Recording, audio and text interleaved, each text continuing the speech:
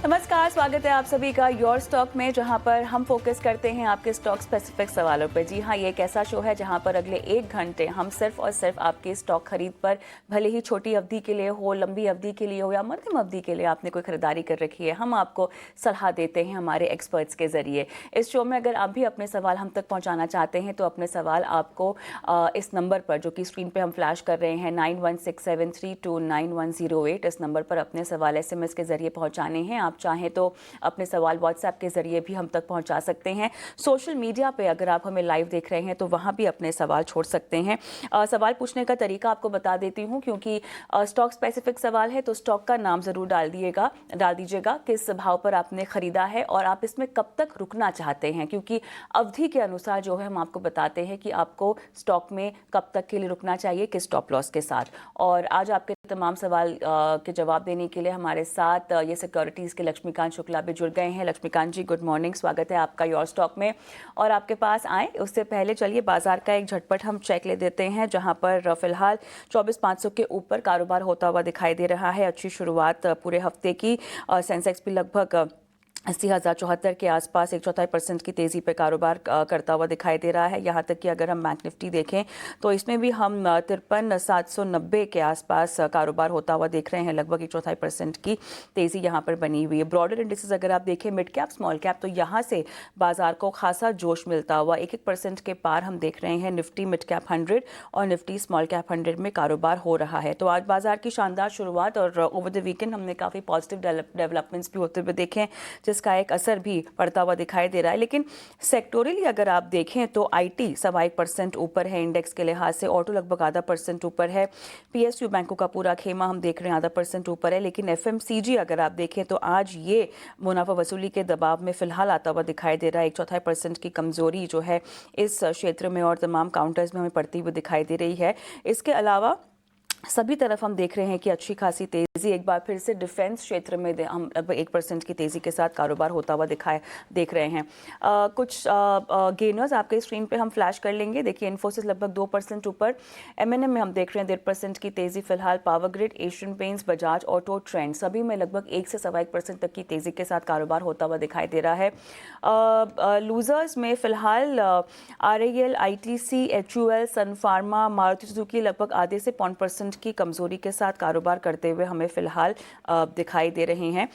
Market breath बहुत ही बेहतरीन, 200 के पार के एडवांसेस हमें दिखाई दे रहे हैं। मेटल काउंटर्स हम लेकर आएंगे आपकी स्क्रीन पे, जहां पर चमक जो है वो तीसरे दिन भी हमें बरकरार दिखाई दे, यहां पर चमक लौटती हुई अब दिखाई दे रही है 3 दिनों के गिरावट के सेशन के बाद। GMDC, Vedanta, JSW steel, NMDC, SAIL जैसे कुछ काउंटर जहां पर हम देख रहे हैं कि गिरावट के बाद एक खरीदारी का आलम हमें आता हुआ दिखाई दे रहा है। रेलवे शेयरों में भी आज हम देख रहे हैं राइट्स, एयरकॉन, रेलटेल लगभग 2 से 4% ऊपर हैं। बाकी स्टॉक स्पेसिफिक एक्शन काफ़ी ज़्यादा है जिन पर हम शो के दौरान भी बातचीत करेंगे। लेकिन लक्ष्मीकांत शुक्ला जी क्योंकि हमारे साथ जुड़े हुए हैं, तो एक हफ्ते का आगाज का चेक लेते हैं जो बाजार ने किया, उसके बाद स्टॉक स्पेसिफिक सवाल दर्शकों के भी उनसे पूछेंगे। लक्ष्मीकांत जी, हाय, गुड मॉर्निंग, स्वागत है आपका। बताइएगा कैसे लग रही है आपको हफ्ते की शुरुआत बाजार के लिहाज से? सुप्रभात कविता जी। थोड़ी बहुत राहत देखने को मिल रही है। मार्केट अभी भी 24,500 को डिफेंड करने की कोशिश में लगा हुआ है, बट अभी ऊपरी स्तर पर अभी भी अच्छे खासे रेजिस्टेंस मौजूद है। और जिस तरीके से बेरिश क्रॉस ओवर 120 डीएमए में दिखाई दे रहा है, वो भी यही बताता है कि अभी भी सेलिंग प्रेशर बना रहेगा। जब तक मार्केट 24,700 के ऊपर की क्लोजिंग नहीं देता है, तब तक हम जो सेंटिमेंट है वो थोड़े नेगेटिव ही रहेंगे। हालांकि जो अगस्त का जो स्विंग लो है 24,337, वो ज्यादा दूर नहीं है, तो मार्केट आने वाले समय एक बार इसको रिटेस्ट कर सकता है। और वहां पर अगर कोई रिवर्सल कैंडल फॉर्मेशन बनता है और short term pull back move आता है, तो एक डबल बॉटम पैटर्न बनने की उम्मीद रहेगी मार्केट में। बट जो फ्रेश बाइंग मोमेंटम है, हमें लगता है 24,700 के ऊपर ही देखने को मिलेगा। वहीं पर अगर बैंक निफ्टी की बात करें तो बैंक निफ्टी अभी भी काफी वीक नजर आ रही है। और पिछले सेशंस में ही यहाँ पर हमें अच्छे खासे ब्रेकडाउन देखने को मिले थे। अभी फिलहाल बैंक निफ्टी 53,500 इमीडिएट सपोर्ट के ऊपर ही ट्रेड कर रहा है। अगर 53,500 के लेवल्स टूटते हैं तो बैंक निफ्टी अपने 200 SMA लेवल को रिटेस्ट कर सकता है, जो कि 52,900 के आसपास दिखाई दे रहे हैं। ऊपरी स्तर पे अब जो रेजिस्टेंस है वो आता हुआ दिखाई दे रहा है 54,400 से लेकर 54,600 के आसपास। बिल्कुल, तो ये है पूरा नजरिया खासतौर पे निफ्टी और बैंक निफ्टी पर आता हुआ। पहले कॉलर को अपने साथ जोड़ते हैं। रमेश कुमार सिंह साहब हमारे साथ इस चर्चा में शामिल हो रहे हैं। रमेश जी गुड मॉर्निंग, कहाँ से बात कर रहे हैं? Good morning, Jamshedpur Jharkhand. जी बताइए क्या मदद की जाए आपकी? मेरे पास येस बैंक के 2000 शेयर है 21 रुपए के भाव पे, और एस्ट्रल पाइप के जो है 25 शेयर है, और ठीक है, न्यू जन सॉफ्टवेयर के 55 शेयर है। ठीक है। हमारे पास यस बैंक ही हमारे कवरेज में है, बाकी स्टॉक्स हमारे कवरेज में नहीं है, तो हम उन पर राय नहीं दे पाएंगे, लेकिन यस बैंक पे जरूर आपको राय देंगे। और कितना चलिए, चूंकि यहाँ पर भी हमें मुश्किल है, क्योंकि जो हमारे एक्सपर्ट हैं वो जो है वो इस स्टॉक पे राय नहीं दे सकते, क्योंकि वो खुद यस सिक्योरिटी से आते हैं। चलिए हम आगे दर्शकों को जो ये सवाल होगा उस पर जवाब देने की कोशिश करेंगे, लेकिन दीपक का हमारे साथ इस वक्त फोन लाइन पर जुड़े हुए हैं। दीपक गुड मॉर्निंग, कहाँ से बात कर रहे हैं? गुड मॉर्निंग सर, मैं जयपुर से बात कर रहा हूँ। ठीक है, बताइए क्या मदद की जाए आपकी? जी sir, so first of all I want to know about the share sir. Infosys मैंने बाय किया हुआ है, ठीक है, around 200 shares at the price of 1497। ठीक है, सो मेरा नजरिया आज से 6 से 12 महीने या 2 से 4 महीने रहेगा। अच्छा ठीक मुझे है। आपसे एडवाइस चाहिए था। 2 से 4 महीने का नजरिया लेकर चल रहे हैं, और आईटी में आज एक बार फिर से खरीदारी लौटी है। इंटरेस्टिंग बाइंग है, इनके भाव के आसपास ही स्टॉक है फिलहाल। लक्ष्मीकांत जी क्या करना चाहिए इन्फोसिस में? 1497 की इनकी खरीदारी है और 2 से 4 महीने का नजरिया लेकर चल रहे हैं।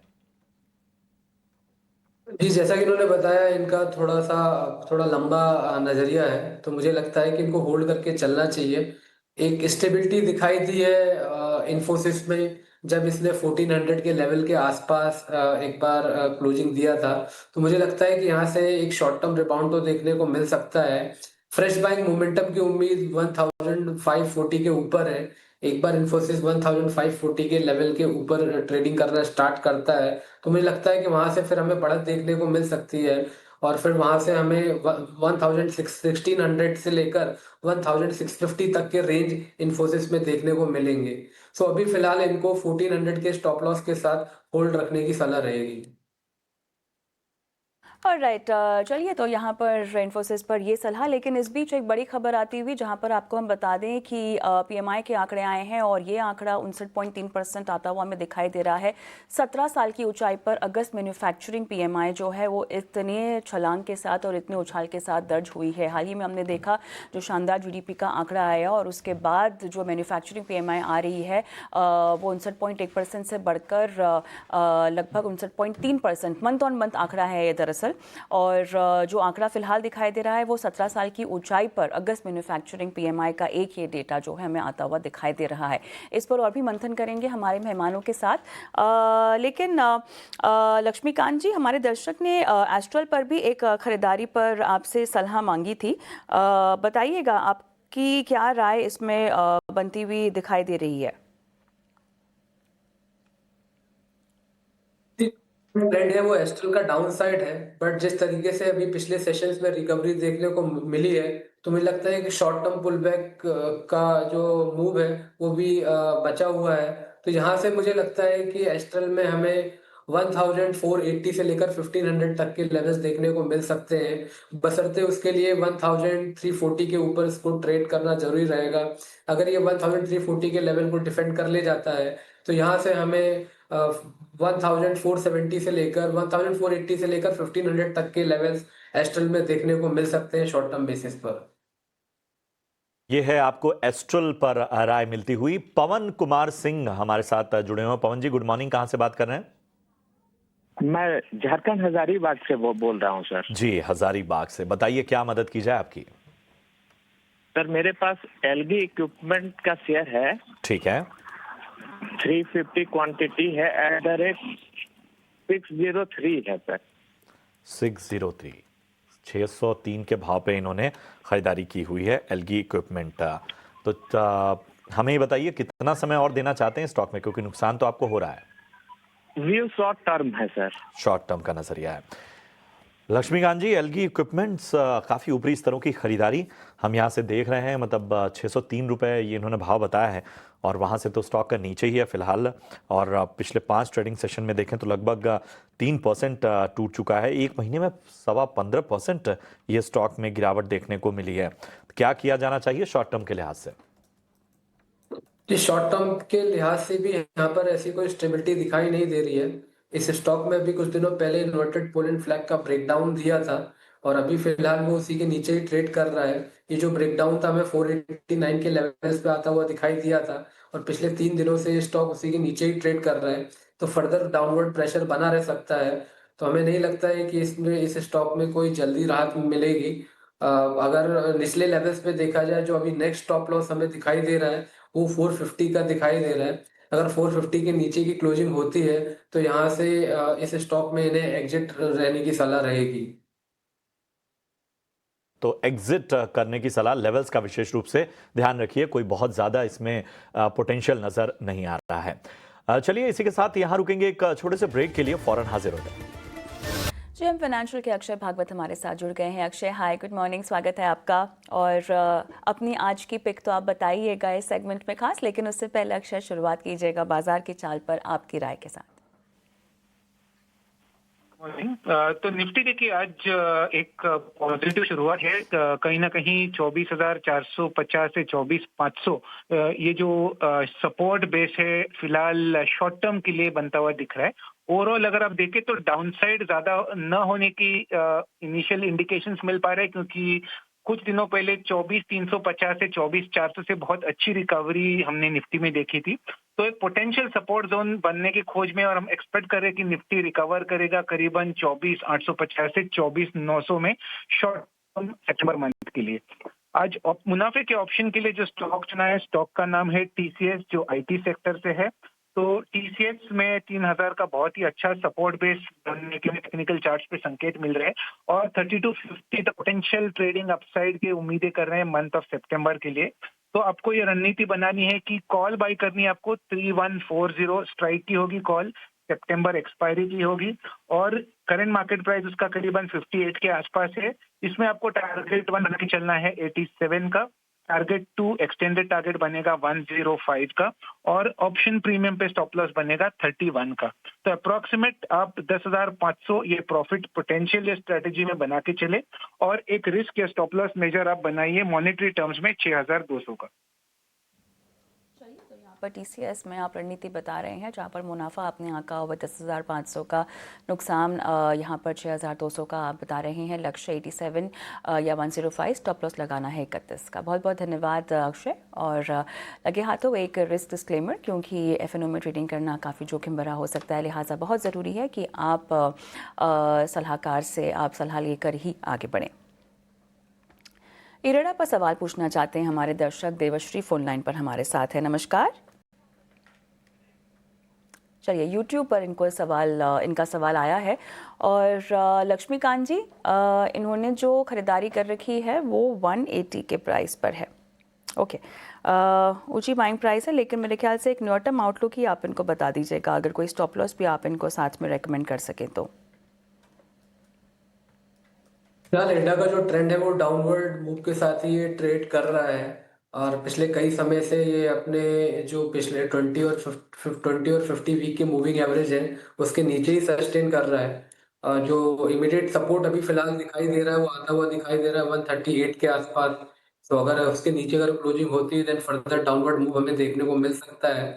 अपसाइड मुझे नहीं लगता है कि जब तक ये स्टॉक 150 152 के ऊपर ट्रेड करना स्टार्ट करेगा तब तक हमें कोई इनिशियल स्ट्रेंथ देखने को मिलेगा। तो वहां तक उम्मीद थोड़ा कम है जाने का। बट अभी फिलहाल जो स्ट्रक्चर है वो बेरिश साइड का लग रहा है। अगर 138 के लेवल्स टूटते हैं तो हमें फर्दर डाउनवर्ड मूव इस स्टॉक में देखने को मिल सकता है। तो अभी फिलहाल ये 138 के स्टॉप लॉस के साथ होल्ड कर ले और अगर रिबाउंड आएगा तो मुझे लगता है कि 150 तक का अपसाइड मूव देखने को मिलेगा। और अदरवाइज अगर 138 के लेवल्स टूटते हैं तो यहाँ से इनको फिर एग्जिट रहने की सलाह रहेगी। चलिए, तो ये है राय आपको इरेडा पर मिलती हुई। अमित कुमार हमारे साथ फोन लाइन पर जुड़े हुए हैं। अमित, गुड मॉर्निंग, कहाँ से बात कर रहे हैं?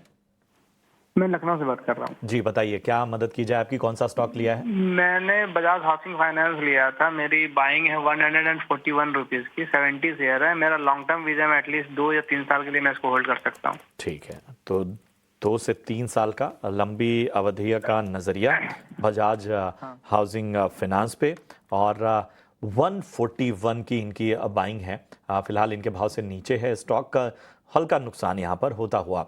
लेकिन लक्ष्मीकांत जी, 2 से 3 साल का नजरिया लेकर चल रहे हैं बजाज हाउसिंग फाइनेंस में। बाइंग एक बार समझ लीजिए 141 रुपए, 141, क्या करना चाहिए? कि यहाँ पर हमें मंथली चार्ट्स पे भी ज़्यादा डेटा तो मिल नहीं पा रहा है, बट जितना वीकली चार्ट्स पे मिल रहा है उस हिसाब से इसका ट्रेंड डाउन ही है। और जो अपसाइड के जो रेजिस्टेंस हैं अभी भी ये स्टॉक उनके उसके नीचे ही ट्रेड कर रहा है। बट जैसा कि इन्होंने बताया इनका लंबे समय का नज़रिया है, तो मुझे लगता है कि यहाँ से एक पुल बैक मूव आने की उम्मीद है। बट उसके लिए इस स्टॉक को 130 139 140 के ऊपर ट्रेड करना जरूरी रहेगा। एक बार ये स्टॉक 140 के ऊपर निकलता है तो फिर वहां से ये अपसाइड की रैली की पॉजिटिव सेंटीमेंट के साथ फिर हमें ट्रेड होता हुआ दिखाई देगा, और फिर वहां से हमें एक अपसाइड की रैली देखने को मिल सकती है। तो वहां से फिर जो नेक्स्ट लेवल है वो फिर 165 170 के दिखाई दे रहे हैं। तो मुझे लगता है कि इनको ये कि स्टॉक होल्ड रह सकते हैं, क्योंकि यहाँ पर अभी ऐसे कुछ बेरिश स्ट्रक्चर तो बनते हुए नहीं दिखाई दे रहे, और ये स्टॉक अभी अपने पिछले स्विंग लो के पास ही ट्रेड कर रहा है। तो एक शॉर्ट टर्म रिबाउंड का एक्सपेक्टेशन रखा जा सकता है। मुझे लगता है कि जब तक ये 99 के लेवल्स के ऊपर ट्रेड करता है तब तक इस स्टॉक में बने रह सकते हैं। बजाज हाउसिंग फाइनेंस पे आपने ये राय दी है, लेकिन इस बीच हमारे दर्शक गुरप्रीत हमारे साथ फोन लाइन पर लाइव जुड़े हुए हैं। गुरप्रीत जी नमस्कार, गुड मॉर्निंग सर, कैसे हैं? हेलो। जी गुरप्रीत जी नमस्कार सर। या गुड मॉर्निंग मैम। जी गुड मॉर्निंग, बताइए। मैम मेरे पास टाटा स्टील है 135 के Okay. 100 share, got it. और मैम मेरे पास है इंडियन ऑयल के 100 शेयर। किस भाव पर? ये है मैडम 131। ओके 131 और इंडियन। भारत इलेक्ट्रॉनिक्स के भी 100 शेयर हैं। ये है 318 पर। 318 पर, ओके। जी मैम। मैं 3 साल तक होल्ड कर सकता हूँ। तीनों में ही? मैं होल्ड कर सकता हूँ, अगर बाय करूँ इसको सेल कर दूँ या होल्ड कर लूँ अभी 3 साल के लिए। तीनों ही काउंटर्स पर ना? हाँ जी मैम।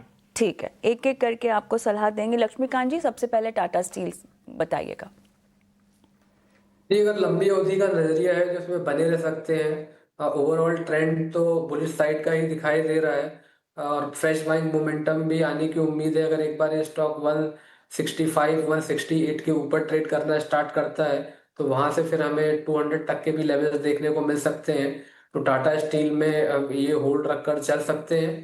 और जैसा कि उन्होंने बताया इनका 2 साल का नजरिया है, तो मुझे लगता है कि अगर ये 160 170 के ऊपर स्टार्ट होता है ट्रेड करना तो डेफिनेटली हमें अपसाइड के मूव देखने को मिलेंगे। स्ट्रक्चर में ऐसे भी तक तो कोई ऐसे बेरिश सेंटीमेंट नहीं दिखाई दे रहे हैं, तो लॉन्ग टर्म के हिसाब से टाटा स्टील काफी बेहतर लग रहा है। इनको होल्ड रखने की सलाह रहेगी। में आपको होल्ड करने की सलाह दी जा रही है। इंडियन ऑयल 131 लिया हुआ है, और भारत इलेक्ट्रॉनिक्स पे भी अपनी सलाह दीजिएगा।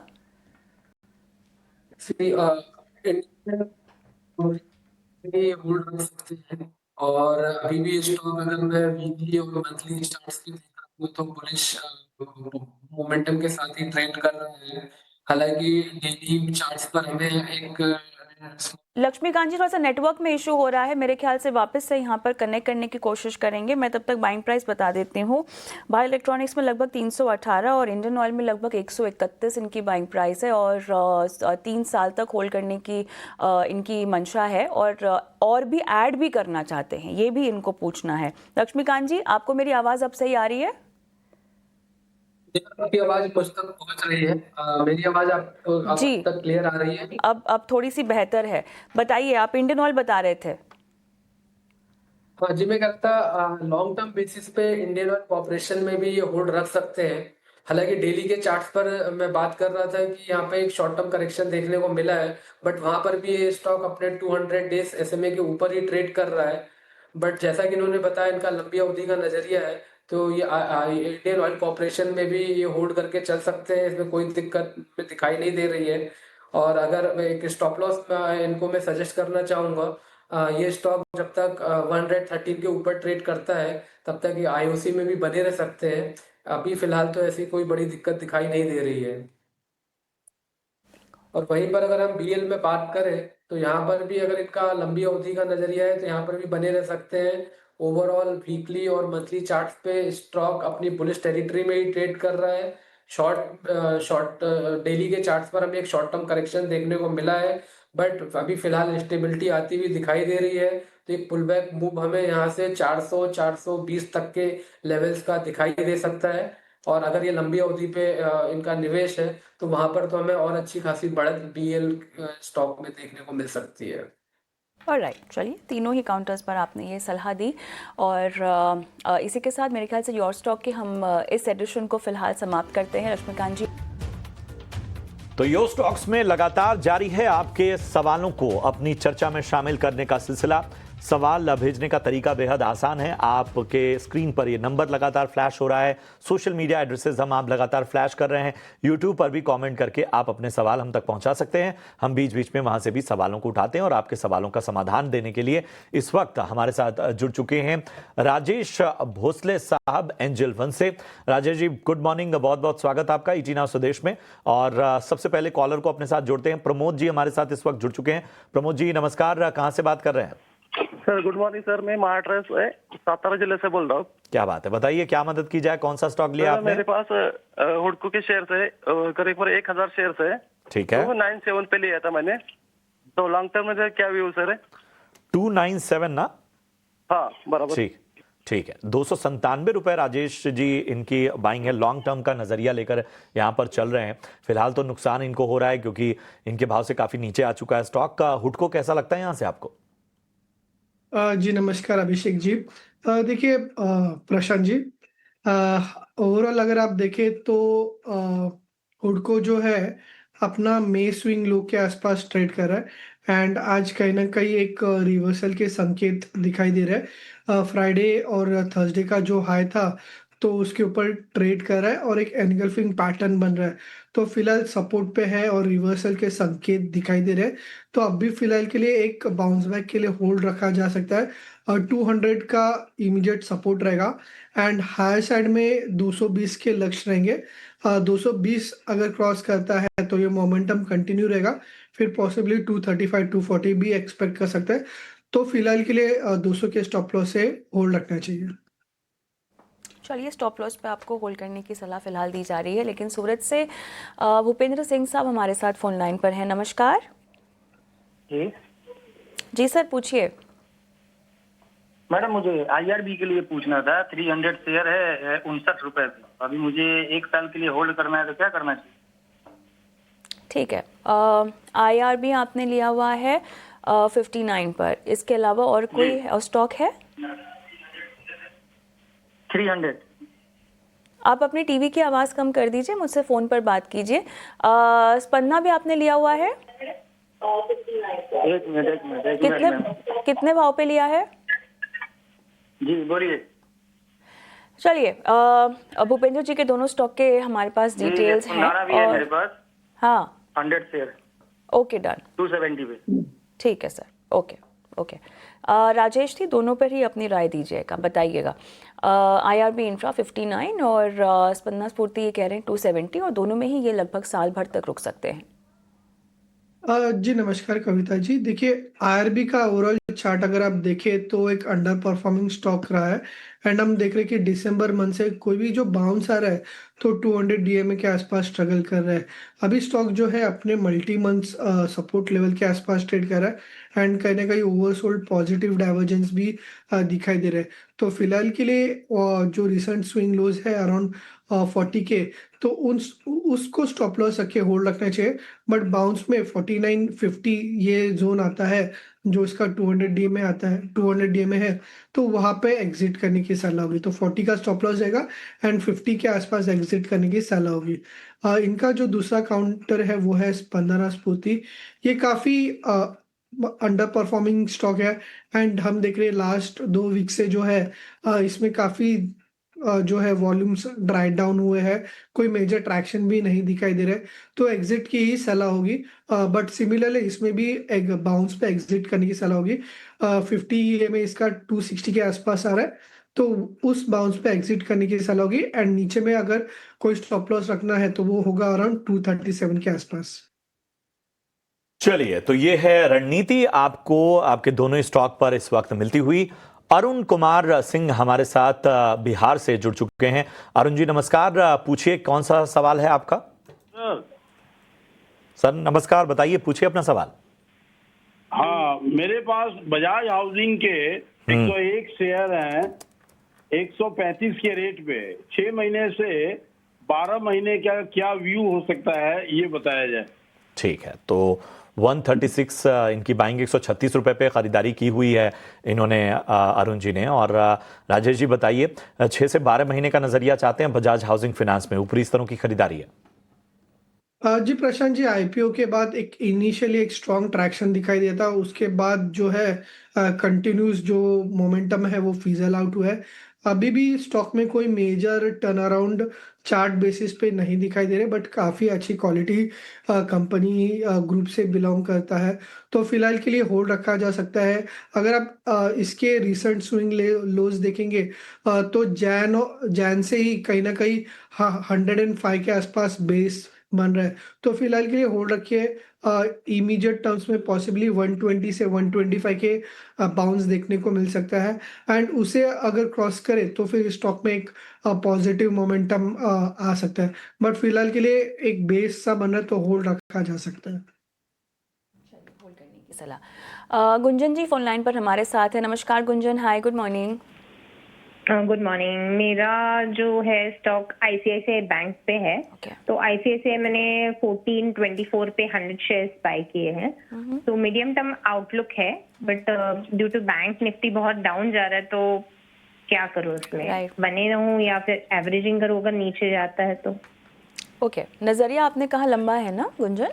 हाँ, मीडियम टर्म आउटलुक है। Okay, fair enough. Rajesh ji, यहाँ पर दबाव काउंटर पे हमें दिखाई तो दे रहा है, अब ये बताइएगा, लेकिन मीडियम टर्म आउटलुक के हिसाब से 1424 इनकी बाइंग प्राइस आपको ठीक लग रही है? देखिए, हाल फिलहाल की बाइंग है कि ऐसा नहीं कि कोई हायर लेवल्स की 1500 के लेवल्स की बाइंग है, तो कोई ऐसा डरने वाली बात नहीं है। शॉर्ट टर्म में डेफिनेटली मोमेंटम थोड़ा सा नेगेटिव ही रहेगा, बट जैसे उन्होंने कहा कि नीचे के लेवल्स पे एवरेज कर सकते हैं, तो अगर यहाँ से फर्दर डिप आता है अराउंड 1360 के आसपास, तो यहाँ पे एक हमने मंथली चार्ट्स पे एक ब्रेकआउट देखने को मिला था, एंड यहाँ पे अभी 200 डीए में भी प्लेस्ड है, तो 1360 के आसपास आता है तो एवरेज करने की सलाह होगी। मीडियम टर्म के हिसाब से डेफिनेटली काफ़ी अच्छा एक स्टॉक है, पॉसिबली वापस 1500-1520 के लेवल जो है आईसीआईसीआई बैंक रिटेस्ट कर सकता है। बिल्कुल, तो ये है राय आपको मिलती हुई। कुछ अहम खबरों की ओर जरा हम रुख करते हैं। सुप्रीम कोर्ट में आज सरकार की E20 पेट्रोल पॉलिसी को चुनौती देने वाली याचिका पर सुनवाई होनी है। पूरी खबर के साथ समीर दीक्षित मौजूद हैं। समीर, बताएं, पूरी जानकारी दें।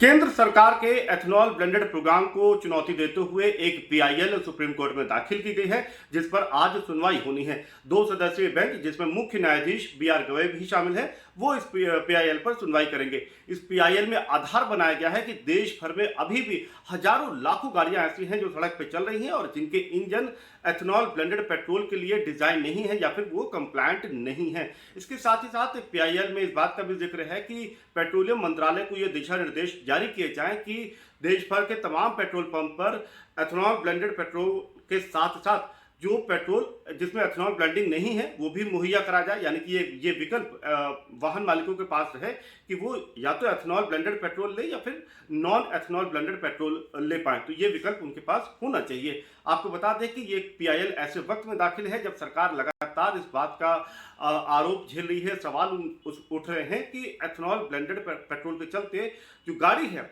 उसके इंजन के परफॉर्मेंस में गिरावट दर्ज की जा रही है। कई मामलों में कोरोजन या फिर जंग लगने जैसी शिकायतें भी दर्ज की गई हैं, यही नहीं, गाड़ी का जो माइलेज है उसमें भी सिग्निफिकेंटली उसमें गिरावट दर्ज की गई है। तो इस तरीके के आरोपों के बीच में ये पीआईएल दाखिल की गई है। हालांकि सरकार ने इन तमाम सवालों पर अपनी तरफ से जवाब जरूर दिया है कि इन तमाम चीज़ों को लेकर के स्टडी की गई थी पहले से। इसके साथ ही साथ सरकार ने पहले ही अपने इस एथनॉल ब्लेंडेड पेट्रोल को लेकर के जो लक्ष्य है उसको प्रीपोन किया है। 2030 का लक्ष्य 2025 में सरकार इसको हासिल करना चाहती है कि देश भर के सभी पेट्रोल पंप पर 20% एथनॉल ब्लेंडेड पेट्रोल मुहैया कराया जाए। और इसके बीच में ये पीआईएल जो कि ये अपील करती है कि वाहन मालिकों के पास में कम से कम ये ऑप्शन होना चाहिए पेट्रोल पंप पर कि एथनॉल ब्लेंडेड या फिर नॉन एथनॉल ब्लेंडेड पेट्रोल उनके पास उपलब्ध रहे। शुक्रिया करेंगे समीर, आपका इस अहम जानकारी पर निगाहें रहेंगी कि आखिर इस पर याचिका की सुनवाई में क्या कुछ बातें निकल कर आती हैं, किस तरह की टिप्पणी सामने आती है। इन सब के बीच में यहाँ हमें एक ब्रेक के लिए रुकना होगा, लेकिन ब्रेक के उस पार जरा आईटी सेक्टर को अपने रडार पर लेकर आएंगे। आप बने रहिए हमारे साथ। Welcome back. और दर्शकों के सवालों के जवाब तो हम दे ही रहे हैं। इस बीच एम्फैसिस की बात करते हैं, जहां पर स्टॉक लगभग 3% से ज़्यादा की तेज़ी फिलहाल दिखा रहा है। तेज़ी के पीछे वजह क्या है और कितनी टिकाऊ ये हो सकती है, मॉर्गन स्टैनली की रिपोर्ट क्या कहती है, तमाम डिटेल्स लेकर हमारे सहयोगी अभिषेक सत्यव्रतम हमारे साथ जुड़े हुए हैं। अभिषेक बताएं। जी देखिए, एम्फेसिस ये मिड कैप आईटी वाली कंपनी है और मार्केट कैप की बात करें तो 55,000 करोड़ रुपए से ज़्यादा का इसका मार्केट कैप है। और जो नतीजे आए थे Q1 के वो अच्छे आए थे एम्फेसिस के। अब इस पर मॉर्गन स्टैनली का अपग्रेड आया है और अपग्रेड के साथ साथ मॉर्गन स्टैनली ने शेयर का टारगेट 3500 रुपए से बढ़ाकर कर दिया है 3625 रुपए। यानी कि शुक्रवार के बंद भाव से मॉर्गन स्टैनली को लगता है कि शेयर में अभी 30% अपसाइड की गुंजाइश है। यही नहीं, ब्रोकर्स के मुताबिक शेयर ब्रेकआउट की तैयारी कर रहा है और कई सारे टेलविंड्स यानी कि कई सारे सपोर्ट करने वाले फैक्टर शेयर के लिए बन रहे हैं। मॉर्गन स्टैनली ने FY27 का रेवेन्यू ग्रोथ अनुमान है उसको 0.5% बढ़ाया है। FY28 के अगर हम रेवेन्यू ग्रोथ अनुमान की बात करें उसमें इसके डबल 1% की बढ़ोतरी की है। और यह भी कहा है कि मिड कैप में जिसके कॉम्पिटिटर्स हैं, अगर हम इसके कॉम्पिटिटर्स की बात करें तो कोफोर जो कॉम्पिटिटर है लगभग समान उसका मार्केट कैप होगा। इसके अलावा L&T टेक्नोलॉजी सर्विसेज वो भी एक कॉम्पिटिटर है 45,000 करोड़ के मार्केट कैप के साथ साथ। तो उनके साथ जो वैल्यूएशन वाला गैप है वो धीरे धीरे कम होता जाएगा जैसे जैसे इनकी आय यहां से बेहतर होगी। भरोसे की वजह क्या है मॉर्गन स्टैनली की एम्फेसिस के शेयर के ऊपर? उनका यह कहना है कि कंपनी की जो डील पाइपलाइन है वो लगातार स्ट्रांग बनी हुई है। BFSI जो कि कह सकते हैं कि कोर सेगमेंट होता है तमाम आईटी कंपनीज के लिए, उसके बाहर कंपनी बड़ी डील कर रही है और सिर्फ डील नहीं कर रही है बल्कि डील का रेवेन्यू में बढ़िया कन्वर्जन भी देखने को मिल रहा है। साथ साथ जो टॉप 10 क्लाइंट्स हैं जिनके ऊपर काफी ज्यादा डिपेंडेंट रहती है, तो कंपनी अपने आप को डाइवर्सिफाई कर रही है और उसके बाहर अपॉर्चुनिटी अच्छे से तलाश रही है, जिसमें कि एक मेजर सेगमेंट है वो है हेल्थ केयर सर्विसेज का। तो वहां से रेवेन्यू ड्राइव हो रही है। और साथ साथ एक बड़ा ट्रिगर कंपनी के लिए ये होगा कि अब इसी महीने यूएस फेड की ब्याज दरों को लेकर बैठक होने वाली है और सभी को उम्मीदें हैं कि 0.25% का रेट कट आने जा रहा है। काफी लंबे अंतराल के बाद यूएस फेड दरों में कटौती करेगा, तो ये एक टेलविंड होगा कंपनी की ग्रोथ के लिए। तो ये तमाम फैक्टर्स हैं जिसके चलते मॉर्गन स्टैनली अपबीट है शेयर को लेकर। और अगर हम शेयर की चाल की बात करें, आज आप देखेंगे करीब करीब 3.5% के आसपास की तेजी पर यह कारोबार कर रहा है। महीने भर में आपको लगभग इतनी ही तेजी दिखाई देगी। लेकिन अगर हम 6 महीने की बात करें तो 25% से ज्यादा की रफ्तार हमने शेयर में देखी है।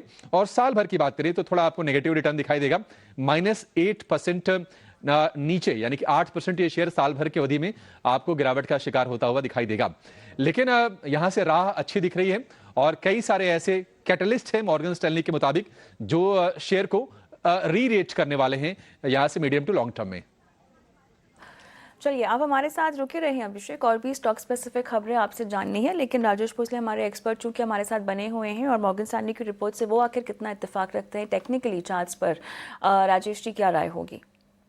जी, ओवरऑल अगर आप आईटी स्पेस, आईटी बास्केट या आईटी इंडेक्स को देखें तो मल्टी मंथ लोज के आसपास ट्रेड कर रहा है, बट एम्फासिस में स्ट्रॉन्ग आउट परफॉर्मेंस देखने को मिला है अप्रैल स्विंग लोज से और continuously higher top higher bottom में ट्रेड कर रहा है।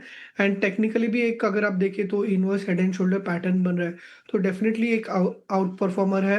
एंड एक्सपेक्टेशन है कि यहाँ से जो स्टॉक है 3100 टू 3200 जा सकता है। नीचे में अगर आप देखें तो 2700 के आसपास काफ़ी अच्छा बेस है। तो अगर आईटी स्पेस से अगर कोई अच्छा काउंटर अगर देखना है तो Mphasis is likely to be मतलब आउट परफॉर्मर रह सकता है in the near term. Near term में आउट परफॉर्मेंस दिखा सकता है, राजेश जी की राय में? इधर स्टरलाइट टेक के शेयर में आज गिरावट दिख रही है, क्या है पूरी वजह? अभिषेक सतरतम हमारे साथ लगातार बने हुए हैं। अभिषेक, बताएं आखिर इस गिरावट की वजह क्या है? देखिए, स्टरलाइट टेक ये ऑप्टिक फाइबर वाली कंपनी है और इनकी अमेरिका में भी एक सब्सिडरी है जिसका नाम है स्टरलाइट टेक इंक। और इस कंपनी को भारी भरकम जुर्माने का आदेश दिया है साउथ कैरोलिना के डिस्ट्रिक्ट कोर्ट ने। और जुर्माने की जो रकम है वो काफ़ी ज़्यादा है, $96.5 मिलियन, जो कि रुपए के लिहाज से अगर आप देखेंगे तो 810 करोड़ बैठती है। और आप इसको इस तरह से समझें कि जो कंपनी का जो टोटल मार्केट कैप है उसको ऑलमोस्ट 15-16% के आसपास ये जुर्माने की रकम बैठती है। तो ये मामला क्यों है, जुर्माना लगा क्यों है? दरअसल एक कंपनी है प्राइसमियन केबल एंड सिस्टम्स, इटली की ये कंपनी है ओरिजिनली, हालांकि अमेरिका में कारोबार है। और इस कंपनी के पूर्व कर्मचारी थे स्टीफन जाइमेंस्की। और इन्होंने आरोप ये लगा है कि नॉन कम्पीट और कॉन्फिडेंशियलिटी का जो करार था उसका उल्लंघन किया गया है और उसके चलते प्राइसमियन केबल को नुकसान हुआ है। तो ये जुर्माना डिस्ट्रिक्ट कोर्ट ने लगाया है। और आपको बता दें कि अब ये इस आदेश को कंपनी ऊपरी अदालत में चुनौती देगी, अदरवाइज तो ये बड़ा गंभीर मामला बन जाएगा रेवेन्यू के लिहाज से। हालांकि कंपनी ने ये जरूर कहा है कि हमारा उस सब्सिडरी से लेना देना नहीं है, मतलब फाइनेंशियली हो सकता है कि इंडिपेंडेंटली वो ऑपरेट कर रही हो, लेकिन निश्चित तौर पर अब चूंकि इसी की सब्सिडरी कंपनी है तो आप इसको डिसएसोसिएट करके नहीं देखेंगे। मुश्किलें अगर हम बताएं अगर स्टरलाइट टेक के लिए, देखिए ये शेयर जो है तूफानी रफ्तार से दौड़ा था। हमने देखा था कि 50 से 100 होने में मुश्किल से 5 या 6 सत्र का समय लगा था, उसके बाद और ऊपर ये शेयर गया और पिछले 6 सत्र से लगातार ये गिरावट का शिकार हो रहा है, करीब 15 से 16% ये नीचे आ गया है।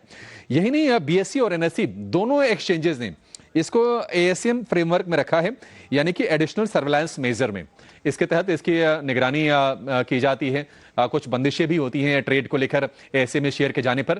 तो ये सारी की सारी चिंता है और आज हम देख रहे हैं कि ये शेयर गिरावट के साथ फिर से 110 रुपए के नीचे आके कारोबार कर रहा है।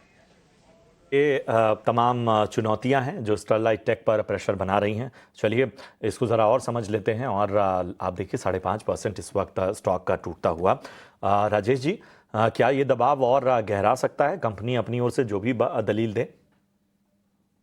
देखिए Prashant ji, overall under pressure ये है। 140 का हाई बनाया था मिड अगस्त एंड फिर उसके बाद वर्टिकल फॉल है। तो अभी ये फॉलिंग नाइफ को कैच करना अवॉइड करना चाहिए। पॉसिबली जो इसका 200 डीएमए है 98 के आसपास, तो वो रिटेस्ट हो सकता है। तो अभी फिलहाल के लिए काफ़ी शार्प फॉल मोमेंटम में है, तो अभी फिलहाल के लिए अवॉइड कीजिए। पॉसिबली फर्दर डाउनसाइड एक्सपेक्टेड है। यहाँ पर स्टरलाइट टेक पर आपने ये राय दी है। और इस बीच क्योंकि हम सब जानते हैं कि ऑटो बिक्री के आंकड़े आने शुरू हो चुके हैं और ऐसे में अशोक लेलैंड के आंकड़े हमें आते हुए दिखाई दे रहे हैं, जहाँ पर लगभग एचसीवी बिक्री 8% बढ़कर 9,381 करोड़ पे आती हुई दिखाई दे रही है। एलसीवी बिक्री 1% बढ़ी है, 5858 यूनिट पर ये आंकड़ा हमने आता हुआ देखा है ईयर ऑन ईयर। और घरेलू बिक्री 2% बढ़कर 13,622 यूनिट पर अशोक लेलैंड की तरफ से हमें आती हुई दिखाई दे रही है। और भी सेट ऑफ नंबर्स का इंतजार है, खासतौर से अगर हम ट्रैक्टर्स की एक बिक्री का आंकड़ा देखें तो कुल बिक्री अगर हम देखें तो यहाँ पर 5% का इजाफा ईयर ऑन ईयर 15,239 यूनिट पर ये नंबर हमें फ़िलहाल आता हुआ दिखाई दे रहा है। राजेश जी, फ़िलहाल हमें इंतज़ार है और भी कंपनियों के ऑटो सेल्स नंबर का, लेकिन फ़िलहाल जो अशोक लेलैंड के नंबर्स आ रहे हैं, हालांकि फंडामेंटली इसको देखना होगा। आप स्टॉक पर राय दे दीजिएगा ज़रा, और ये नंबर्स का ओवरऑल इम्पैक्ट चार्ट्स पर। देखिए अभी इनिशियली तो फ्लैट ट्रेड कर रहा है, कोई मेजर ट्रैक्शन नहीं है। बट रिसेंटली हमने इसमें एक मल्टी मंथ ब्रेकआउट देखने को मिला था 18 अगस्त को, और ये जो है एक स्ट्रॉन्ग कैंडल के साथ एक बुलिश गैप के साथ दिखाई दिया था। अभी उस जोन को रिटेस्ट कर रहा है एंड कहीं ना कहीं होल्ड कर रहा है, तो बायस अभी भी पॉजिटिव है। ये जो डिप है एक अपॉर्चुनिटी है एंड इनफैक्ट मेरे हिसाब से 120 121 एक काफ़ी अच्छा सपोर्ट जोन है and possibly up trend resume होता है तो पॉसिबली वापस 136 टू 140 के जोन जो है अशोक लेलैंड रिटेस्ट कर सकते, तो बायस पॉजिटिव है अशोक लेलैंड पे।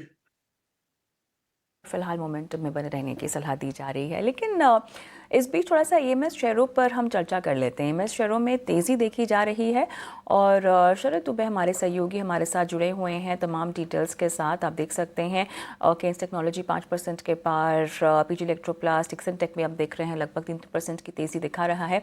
शरद बताइएगा ये तेज़ी का जादू किस वजह से? जी बिल्कुल, आप देखें तो ये भी स्टॉक्स में तो चौतरफा खरीदारी देखने मिल रही है। PG इलेक्ट्रोप्लास्ट लीजिए, Dixon Tech, Amber Enterprise, Syrma, SGS, सब में एक अच्छी मोमेंटम जो है दिन के ट्रेड में देखने मिल रही है। लेकिन EMS शेयरों में तेज़ी क्यों आ रही है ये मैं बता दूं। सबसे पहला रीज़न है कि भारत और चीन के बीच जो ट्रेड की रेस्ट्रिक्शंस है वो धीरे धीरे कम हो रही है और एक्सपेक्टेशंस है कि बहुत सारे चाइनीज़ इक्विटी ओनरशिप भी कुछ EMS सेगमेंट्स में आपको दिखने मिल सकती है। और ये बात जो थी हमने आपको 1 महीना पहले ही बता दी थी, जिस तरह भारत और चीन के रिलेशंस अच्छे तरह डेवलप हो रहे थे। इसके अलावा याद रखिए चीन के जो कुछ खास ब्रांड्स हैं उनकी इक्विटी ओनरशिप की जो है मंजूरी आ सकती है। और जो घरेलू स्तर पे देखें तो बहुत सारे MOU साइन हो रहे हैं, बहुत सारे उद्घाटन देखने मिल रहे हैं, स्टेट के साथ टाइप्स देखने मिल रहा है। ऑप्टिमस इंफ्रा में देखें कि जो मिनिस्टर है वैष्णव जी, उन्होंने जो है 870 करोड़ का प्लांट पे जो है मंजूरी दी। और हमने देखा कि PG इलेक्ट्रोप्लास्ट 1000 करोड़ का जो है महाराष्ट्र गवर्नमेंट के साथ एक MOU उन्होंने साइन किया है। याद रखिए सेमीकंडक्टर रिलेटेड स्टॉक्स में भी जो है एक अच्छी तेज़ी देखने मिल रही है। जापान से हाल ही में करार हुआ जहाँ पे बहुत सारे बेनिफिट्स जो है सेमीकंडक्टर मिशन पे भारत को फ़ायदा होगा। और कल से एक बहुत बड़ा इवेंट दिल्ली में आ रहा है सेमीकॉन का, इस पे जो है शुरुआत होने वाली है। तो बहुत अनाउंसमेंट्स गवर्नमेंट की तरफ से आ सकते हैं, प्राइवेट प्लेयर्स की तरफ से आ सकते हैं, तो उस पर भी हमारी नज़र रहेगी। और आज सुबह हमारी बातचीत भी ब्रोकर से हुई तो पता चला कि DIs की डिलीवरी बेस्ड खरीदारी भी देखने मिल रही है इस सेगमेंट में। हालांकि वैल्यूएशन थोड़े महंगे हैं बट ग्रोथ यहाँ पे दिख रहा है और अच्छे अनाउंसमेंट्स आ रहे हैं। तो इसके कारण EMS स्टॉक्स आज देख रहे दिन के तेज़ी पे जो है बने हुए हैं। यहाँ पर लगातार तेज़ी EMS काउंटर्स में हमें देखने को मिल रही है। शुक्रिया तमाम डिटेल्स यहाँ पर देने के लिए शरद। और इसी के साथ योर स्टॉक की पेशकश को भी हम यहीं समाप्त करते हैं। राजेश जी आपने समय दिया, बहुत बहुत धन्यवाद तमाम सवालों के जवाब आज देने के लिए।